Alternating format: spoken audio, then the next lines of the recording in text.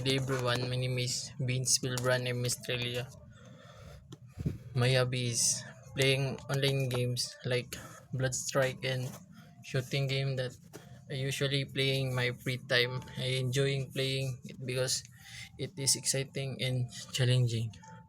First, let me explain how I play Bloodstrike. A few moments later.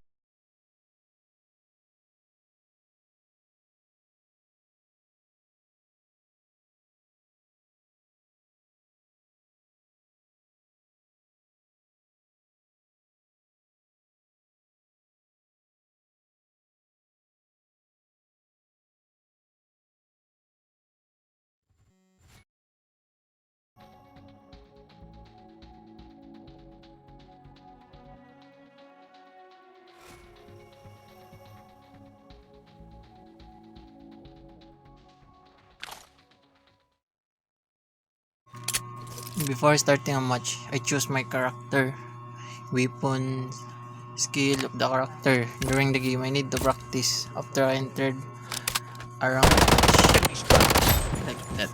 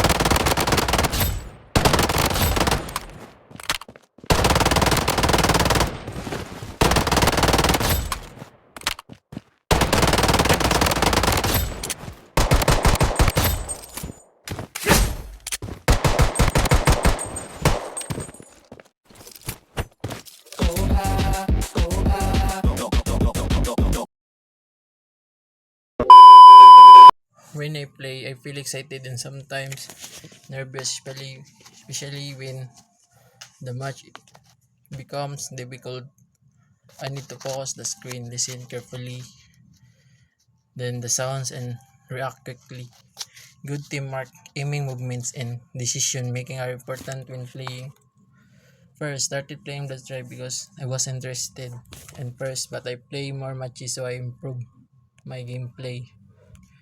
I, I still making me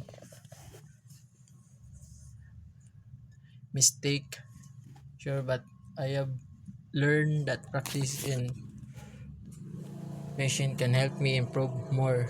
That's all.